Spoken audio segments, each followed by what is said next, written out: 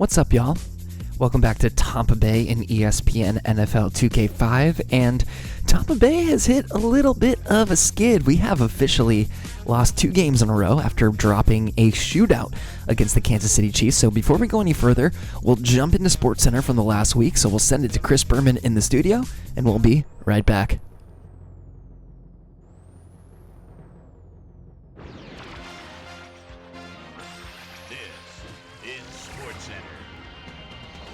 Hi there, I'm Chris Berman. We got a lot of games to cover, so let's get to it.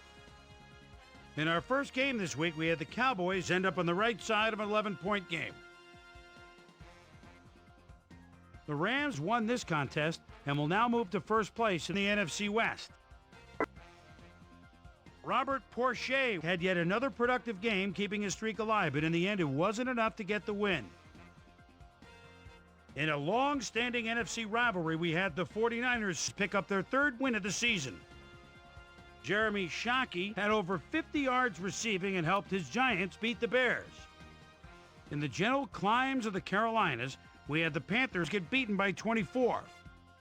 Browns, Ravens. William Green is just shy of the midfield stripe and takes the quick handoff with a spin. They're fooled! Nobody was deep on the left side! 10-5, touchdown! The Browns win this one by the final score of 7-3. Over at the RCA Dome, we had the Colts get squeezed out by 4 points. We had a big injury in this one, and Trey has the lowdown for us. Trey? All right, Boomer, thanks. In front of you, we've got the AFC Infirmary Report. And as you can see, they were hit hard this week. Orpheus Roy might be the biggest loss on this list. Tests at the stadium revealed a broken kneecap, so he'll be out for the rest of the regular season. There's a chance, however, they'll get him back for the playoffs. In front of you, we've got the NFC list. And as you can see, they could form their own MASH unit. Deuce McAllister won't see action for a while, so this offense is going to have to make do without him. Doctors confirming the worst this week, a torn hamstring, and that'll put him out for 4 weeks. Now, on to even bigger news, as you may have already heard. Lance Johnstone is done for the year, as he'll watch the rest of the season from the sidelines, and they'll be scrambling now to find someone that can fill his shoes. So that'll do it for now. Boomer, back to you. The Cardinals got 300-plus yards from their offense in their victory at Pro Players Stadium. The Broncos won at home and will have time to savor the victory, as next week is their bye. The Buccaneers lost this one, but will stay at number 1 in the NFC South. We had a big trade also of note here. Trey's got the lowdown for us. Trey? We'll shift gears now just a little and have a look at a few trades that should certainly be of interest. Brad Johnson leaves the Buccaneers and is on his way to the Patriots. He'll take with him a couple of draft picks as well, a first-round pick and a future first-round pick. And it's clear this was an area of their football team that needed somebody. In exchange, they'll get someone to beef up their roster. Tom Brady is a guy they're hoping can step in and really lead this club. Only time will tell if the bet pays off. Saints, Chargers. Dante Stallworth is ready at the 31-yard line. Play gets underway, close coverage. Oh, now with a beautiful move, gets open, and it's a 6 spot. The Saints go on to win this by the final score of 14-10. Sam Dolly Madison played well despite the loss and showed us why he's ranked up at the top of the league. We had an interesting free agency pickup of note here. Trey's got the lowdown for us. Trey? All right, Chris. Let's switch gears and talk about players that'll have new homes in the National Football League, as free agency continues to play such a huge role in determining a team's makeup. Sam Madison is on the move as he gets a contract for what can only be referred to as crazy money. 4 years, $11.9 million, plus a $1.1 million signing bonus. Marvin Jones is on the move as well as he signs a 3-year contract with the Bills. Jason Gilden is on the move, as you see, as he accepts a pretty good offer to leave his current club. 6 years, $22.7 million. On top of that, a $2.2 million signing bonus. Jeremiah Trotter will also have a new address for a while as he signs a 4-year contract with the 49ers. And in our final game, we had the Eagles come away victorious. So we're more or less at the midpoint of our season, things starting to take shape just a bit in our playoff race. Here's the men that got my prime-time players game balls. If they get their way, we will see them come postseason. Right. That'll do it, sports fans. I'm Chris Berman, and thanks so much for joining us here in the Bristol studios. We'll see you next week right here on ESPN, the worldwide leader in sports. So I realized editing this video that we never went over the trade deadline, even though we see the same trade over and over. So we'll start with the Browns getting a kicker, Mike Vanderjagt, coming over from the Colts. The Colts get a little bit of an aid to their defensive line, getting Kennard Lang in his 8th year at an 85 overall. He's got a sack and a half, not really making the impact they were hoping so far. Ellis Wims ends up on the Texans. We did not trade him to the we did trade him to the Texans, and we traded him for Terry Johnson, the rookie who hasn't really done much for us. He's sitting on our bench in order to hopefully grow into a more impact player coming down the lines. Other moves that were made: Gary Walker is now playing for the Dallas Cowboys. He's making a little bit more of an impact with 34 tackles and 3.5 sacks so far this year. And he was traded from the Texans for Tony Dixon, who has played a decent amount for the Texans. He's got 23 tackles and an interception so far after coming over there. Grant Windstrom has gone all the way from Seattle to Buffalo. He's now playing for the Bills. He's got 23 sacks and 2.5 sacks so far, and kind of a large price tag for him. Lee Evans, the rookie out of Wisconsin, is now playing for the Seattle Seahawks. So the Bills give up Lee Evans in order to go and get Grant Windstrom. Pat Williams, also formerly a Buffalo Bill, is now a New England Patriot. The Texas A&M man playing for the Pats, front running potentially. Well, not. This is the version where Tom Brady's on the Buccaneers, and it looks like the Pats are blowing it up because they traded Deion Branch over to the Bills, their conference rival. I'm a little surprised by that they'd be willing to make that trade. Maybe it makes a little bit more sense why Lee Evans was on the move. They were able to improve their defense by getting that tool. PK Sam is also now on the Bills. Lito Shepherd is now wearing the Lions blue. Go Lions. He's traded from the Philadelphia Eagles, and they get a little bit of help on their defensive line by drafting Dan Wilkinson. And by help, I mean he's just a vet that's backing guys up because he only played in one game and he has 4 tackles so far. The Eagles also seem to be a team that are making moves. Kenny Mixon joins the very talented defensive line, 81 overall, only has a sack so far this year, but they did it in exchange for Brian Westbrook. So Brian Westbrook in this universe is now wearing the purple of the Minnesota Vikings. A surprising trade over there. The Eagles not done making trades. Their guard, Jermaine Mayberry, is now playing for the Denver Broncos, and you know that they just traded Brian Westbrook away, so it would make sense that they go out and grab a halfback. They go and get Quentin Griffin, the young halfback out of Oklahoma. Not as talented, but he's got 195 yards and a receiving touchdown so far this year. James Hodgins ends up on the Texans by way of, I believe, the Arizona Cardinals, and Marcellus Wiley is going to be the guy that the Cardinals traded for. So Marcellus was actually already on the Texans. One of the trades took him to the Cowboys, but then the Texans traded him over to the Cardinals. So those are all the trades from season 1 so far, and we'll jump right back into things here as the Tampa Bay Buccaneers try and get right. We're one more week without Keaton McCardell. Looking forward to him coming back off of the injury report. And this is our first shot at Michael Vick so far in the series. We're going to be seeing a lot of him since they are in the same division as us. He's got 16 touchdowns and just 3 interceptions to his name, so he's been playing really well. Work well done. The Florida State Seminole has already almost outproduced himself last season, 500 yards and 3 touchdowns. Peerless Price, easily the most talented receiver on the squad, also has almost outproduced himself from last season with 409 yards and 4 touchdowns to his name. On the other side of the ball, Keith Brooking is one of the best middle linebackers in the league, 93 overall, 45 tackles halfway through the season, 2 forced fumbles, and an interception, and backing him up is Corey Hall at free safety. There's 2 Halls on this defense. One is much younger than the other, but this one has 41 tackles, a sack and a half, and 2 interceptions. Now, the Falcons are not without injuries as well. Rod Coleman will be out for this game 1 more week with a broken forearm. He'll be back the next time we play the Falcons, probably. And you can see here, pretty even matchup. We do have a better defense than the Falcons, so hopefully that will be the difference maker. We'll throw it to Boomer one more time, and then we'll take it to the field to play the Falcons. I'm Chris Berman. Coming up on ESPN, hope we can get out to the polls Tuesday, but our votes for great football today in Week 10 of the NFL on ESPN. We've got 2 teams each hoping for a landslide victory here in this one.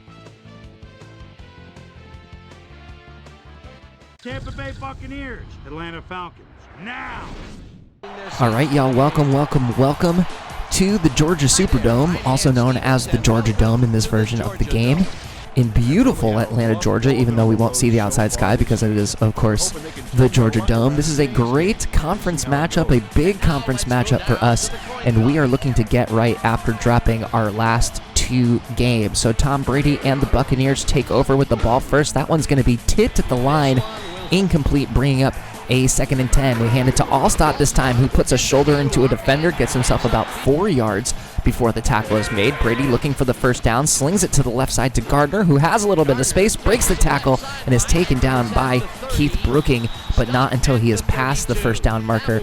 Move those chains. Taking over at just about the 31, we got Allstott for another carry, bounces off of his blocker, gets about 3 before he's taken down by 2 Falcons defenders. Brady on the play action, rolling right, throwing right, has Michael Clayton, the rookie, with the reception deep down the field. We are now into Falcons territory. Brady throwing the screen for Allstott, lets his block set up in front of him, tries to throw the stiff arm, maybe throws it a little bit early, but that's going to be a big reception on a beautiful screenplay for Mike Allstott and the Tampa Bay Buccaneers. Gardner going to get the run this time, trying to get away from traffic. He's going to get taken down pretty quickly. Peanut time, like, comment, subscribe to the video if you're here and you're liking what you're seeing. Brady dropping back to pass on 2nd down, looking around, in trouble, and he gets sacked for a loss of about 4 yards. Good penetration by the Atlanta Falcons defense. Play action on 3rd down, not really fooling anyone, not really sure why we went for the play action. We throw that one to Jason Jurabvicius, who can't hold on to it, and that one's going to fall harmlessly to the turf, incomplete. Luckily, we do have Martin Gramatica, who steps up and makes that field goal, and we got 3-0 early on in this one. Kicking it off from Gramatica, they're going to field it at about the 5-yard line, going to take this one out, try and make something out of it. Going to get to about the 24-yard line. Michael Vick taking over for his first drive. He gives it over to Warwick Dunn. He spins away from me, but he gets into the arms of Derek Brooks. That's a 4-yard gain. Vick dropping back, passing to the left side, has his man. That's Algie Crumpler making the catch and falling forward for a gain of about 5. That brings up a 3rd and 2. Has his fullback on the side of the field. Plenty of room to run past the first down marker, and tackled out of bounds. Fresh set of downs for the Atlanta Falcons. Slings it over to the right, or to the right side. I almost said the left side for some reason. Victor Green was almost able to come away with that one. Warwick, well done, just evades the tackle there from Quarles. That's a big 8-yard gain on 2nd down. Another run for Dunn. This time he gets stuck into the traffic, and Kenny Holmes is there to chase him down from the strong side. Great tackle by Kenny Holmes to force a loss, and that's going to force the punt from the Atlanta Falcons. Jones fielding this one at about to the 12, tries to bait the defense to the right and go left, but he runs into his own blocker. That's going to bring up Tampa Bay at the 19-yard line. Brady passing on 1st down, deep cross to Clayton, barely avoids the safety there, and that's going to be a big 1st down on 1st down. Brady, not a lot of time, immediately tries to evade the first tackle, but that's going to be Greg Spires playing cleanup. The 2nd sack for the Falcons defense. That brings up a 2nd and 14. Brady going to hand this one off to Gardner on the sweep. Has a guy to beat. He cannot get out of the tackle. Going to be dragged down to get those 4 yards back. That leaves us at a 3rd and 10. Brady, quick drop back. Quick throw over to Allstott, and it bounces off of the big man's biceps. That's going to force a 3 and out as time starts to wind down on the first quarter. All out. I forgot that I did that. There was an all-out block on that play, and I was trying to time it so I would hit him right as he caught it, and I did not time that well. So that is a fair catch interference as the most obvious call in the game so far, and the Falcons get to take over at their own 37 rather than otherwise not. I do not know where Kenny Holmes was going on that one. He had the sack in his hands and just ran away from it.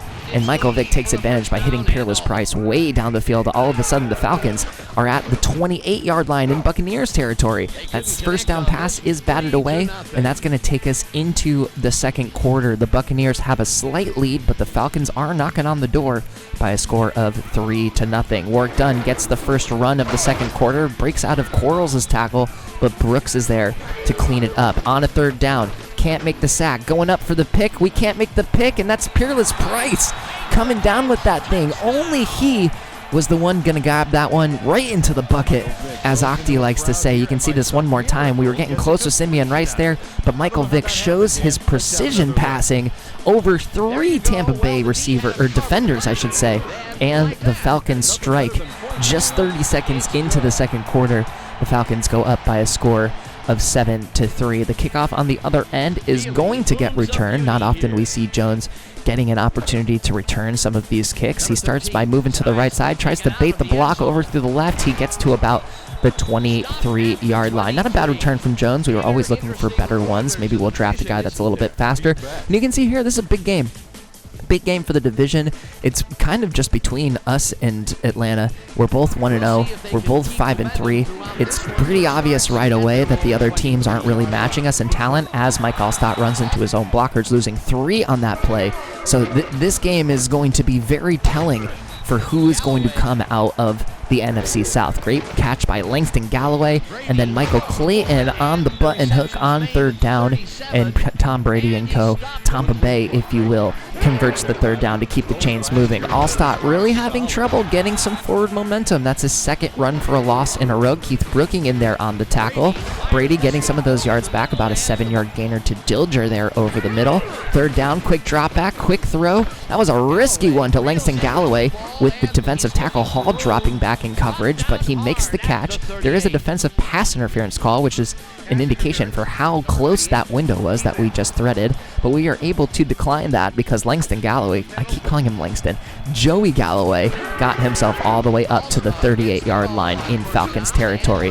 Allstott forces a guy to miss with his shoulder, but doesn't get much further than that. Allstott has not had a fantastic game so far, but Joey Galloway uses his feet once again to get over that first down marker. Toss play to the right, no blocking for Charlie Gardner, only manages a yard on the toss. Brady dropping back, in trouble, rolling to his left, throwing it to his left. That is intercepted with one hand by Corey Hall. What an incredible interception as he returns it all the way into the Atlanta 42. It's been so long since I've recorded this game that I kind of forgot that happened. But D'Angelo Hall, not Corey Hall, excuse me, D'Angelo Hall with one of the most athletic interceptions I have seen to date playing this game. In stride, steps in front of the pass. That was a touchdown if he didn't get in front of that. And he just makes an incredible one-handed grab to turn the tide, and the Falcons all of a sudden have the ball at the 42. Vick very dangerously throws that one over the middle. He almost threw an interception right back to us. Vick dropping back on second down, throwing it to the right side. That one's going to be caught by Peerless Price amongst 2 defenders, making it a very manageable 3rd and 1. You can see Peerless Price is having a great day so far. 3 catches for 61 yards. Dunn, we had 3 opportunities to take him down behind the line there, but we're not able to do so, bringing up a first down. The bane of our existence, the toss play goes to the left, but Derek Brooks is able to work his way through the blocking, only a gain of 3. Dunn with another carry, 2 plays in a row, is going to take a couple of Buccaneers to bring him down, makes about a 4-yard gain for a 3rd and 2. We send a blitz here. Are we going to have enough pressure? We do have enough pressure.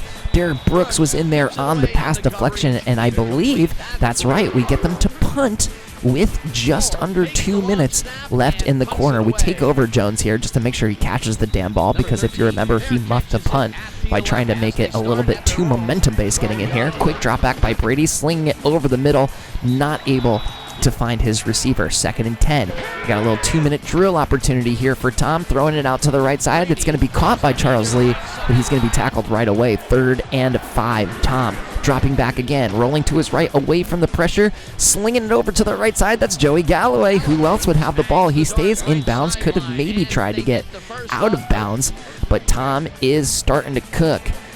I don't love that interception to touchdown ratio, but we're working on it, okay? Tom over the middle. No one around Jones. The kick return specialist makes a great grab over the middle. I believe that's his first catch of the season. We call timeout with about 40 seconds left to go. Tom under pressure again. This time he's going to tuck it and run it. He dives for the first down for some reason. Really lucky he didn't get hurt there. That's going to bring up a 2nd and 2. Tom dropping back, has a little bit of time, rolls out to his right anyway, and he's going for it again with his legs. This time he is able to make it out of bounds. That brings up a 1st and 10 opportunity for Tampa Bay with about 27 seconds to go. Tom dropping back, little time to throw. This time he's got Michael Clayton with a step, who makes the catch over Hall, who had that incredible interception just a couple minutes ago. Goal line opportunity here for Tampa Bay, dropping back to pass still. Got plenty of time, looking around, just barely does not get out of the sack. That's going to bring up a 2nd and goal as time expires. This is a risky move here by Tampa Bay, and look at that. He just takes it himself into the end zone, slides in for good measure, and Tom Brady, as the clock expires here in the first half in Atlanta. Honestly, great coverage by the Falcons, but Tom, seeing that the coverage was good, is able to skate himself into the end zone, and that brings us to halftime with the Atlanta Falcons now down by 3 to the Tampa Bay Buccaneers. You can see here, rushing is actually kind of tough to come by for both teams, but we're dominating possession. Tom has been great through the pass, other than that one turnover on that just truly incredible interception by D'Angelo Hall. And we're going to go into the second half with the lead by a score of 10-7, and it might be a little obvious, but Tom Brady is the player of the half so far. He's 13 for 18. He's got 189 yards. He does only have 1 interception to no touchdowns, but he does have that rushing touchdown that he put on the board right before the halftime came to us. The Falcons will get the possession as they come out of the locker room for the third quarter. We start at their own 20-yard line. That one's going to fall incomplete, but there's a couple of flags down on the play, and it looks like it is indeed going to be a pass interference call on the Tampa Bay Buccaneers. That one's going on Victor Green, and it's going to bring the Falcons up to about the 28-yard line. Well done, takes it up the middle for a solid 5 yards before he's crunched by 2 Buccaneers defenders. 2nd down. Vick rolling right, throwing left, almost intercepted by Smith. There's another flag down on the play. I believe this one's going to be on the offense. Yes, that's correct. We had an illegal receiver. Looks like one of the linemen got a little jump happy, and he jumps down the field. That's going to push them back those 5 yards that they had gained before. 2nd and 10 now. That ball going to the right side. Looks like it was thrown off of one of his linemen. So that's going to be another ineligible receiver call. So 2 ineligible receiver touching forward passes in a row. That gives us a 2nd and 15 after those 2 5-yard penalties compounding. Throwing it over to the left side. That's Finneran, whose name I haven't said all day. Not able to haul that one in. That's a 3rd and long, and then Simeon Rice finally breaks through for the sack, his first one of the day, and you knew it was just a matter of time until Simeon overpowered his tackle, slips right out of that block, and Michael Vick, as fast as he is, does not have any time to react to that, and that's going to go ahead and punt it on over to the Tampa Bay Buccaneers. Jones taking his, I believe, 3rd punt. I think he could have probably kept running over to the right side, but he gets tackled there, and it goes back to the Tampa Bay Buccaneers. That one is going to fall incomplete on a shovel pass. Not often you see a shovel pass land incomplete, but then we got a long pass to Joey Galloway, and he's got it in his hands with nobody in front of him but the end zone. And just like that, the Tampa Bay Buccaneers, on the back of Tom Brady, have broken this one open to a 2-score 10-point lead. We have to see that one again. Tom seeing the single coverage and the safety late, and by late I mean just absolutely nowhere to be found. He finds Joey Galloway, the cornerback, sort of erroneously jumps for that one, hits the turf without giving himself a chance to make the tackle, and that gives Joey Galloway 5 receptions, 112 yards, and a touchdown to his name. That's the 10-point lead thanks to the extra point by Grammatica, and we're going to bring it right back to the Atlanta Falcons, see if they can answer back. Grammatica rifles that one into the end zone. It's going to be returned by number 84. I don't know his name. Apologies to that man. And he's tackled at the 19. Vick taking over here. Going to pass this one. Rolls up through into the pocket. It's going to find Peerless Price. Kelly making a quick tackle. That's a 5-yard gain. Work done getting the carry this time. Quarles is the first guy to hit him. Gold needs to help. That's going to be a 4-yard gain for a 3rd and 1. Work done again. Getting the carry. This one's going to be close, y'all. We're definitely going to need to pull out the chains to see if Work done is able to get the first down. This is going to be a huge stop if they did not get the first down, and it looks like they are just short of the marker. Quarles and Brooks combining for a gigantic stop, and with about 5.5 minutes left in the 3rd quarter, Tampa Bay truly has a chance to put some separation between these two teams. Jones gets hit at about the 31, going to give them the ball with about 69 yards to the end zone. Nice. Another cover 0 blitz and another pass over the top. This time it's Dilger making the catch. Brady's been balling today. He's back over 100 points for his passer rating. He's got 271 yards, 1 touchdown, and 1 interception. The Falcons have really started to send their safeties and their blitzes, and it's kind of not paid off for them. Garner, though, breaking out of 1 tackle. I'm not totally sure what Joey Galloway was doing there on the block. I feel like if he did block, there was a chance we would have gotten that one into the end zone, but still a great gain for Joey Galloway. Tom under pressure, throws that one to Allstott, throws it behind him, unfortunately. That's going to bring up a 2nd and 10. Allstott with the carry, does not get the block from Camella. That's going to bring up a 3rd and 9 on the play action. Rolling around, looking for somebody, a dangerous pass, and Tom is very, very lucky that one does not get picked off. So after a couple of deep throws, the Tampa Bay offense stalls out, not able to fully put this one away, but a little bit more space is good space regardless, and Tampa Bay goes up by a score of 20-7. We're going to get not a great kick here, fielded from about the 5-yard line. That's going to give them good field position. The Falcons taking over on the 30 thanks to the return from TJ Duckett. We're going to get a sack, though. Great sack by Russell. He was able to shake off of that first hit from Kenny Holmes, and Derek Russell was there to clean things up. But after that, a huge deep ball to Peerless Price. We were using Victor Green there. We saw the streaking Peerless Price a little bit too late, and now Peerless Price is over 100 yards receiving for the game on just 5 catches. So both Joey Galloway and Peerless Price are having fantastic days. Vick still looking to pass, flings it over to the right side. That's Work done, making the reception, getting 4 yards out of it. We're spreading out the line as Vick goes to pass on 2nd down. Has Peerless with a step on Rondé Barber. We should have been dropping way farther back as the free safety there. And now the Falcons right up into that goal line opportunity. But Michael Vick, he's been having trouble keeping the ball down. He keeps throwing the ball off of his offensive line's helmet, so another illegal touching of a forward pass. And I honestly, just kudos to our defensive line for getting good pushes, especially on those guards. Speaking of good pushing, Simeon Rice and Quarles are in there for a quick stop on Work done, bringing up 2nd down. Vick getting out of trouble, finds Peerless Price, who, did you see Kelly just kind of do circles around him like he was orbiting the earth? That was very strange, but lucky, no harm, no foul. And that one's going to be almost intercepted by Victor Green in the end zone. So the Tampa Bay defense decides to stand up a little taller as they get their backs against the wall, holding the Falcons to just a field goal, 62 yards, but it wasn't all of the yards that they needed to get into the end zone, and Tampa Bay takes back over with an opportunity to try and slam this door shut. Bad miss there by Joey Galloway, who has been really solid today, but just kind of off of his hands harmlessly to the turf. That one's going to be caught by Michael Clayton, just really threading that window to get the first down, and then Garner, look at the shake, the bake, making a guy miss on the spin, and Charlie Garner is gone. 10-5, give that man 6. Celebrate, old fella.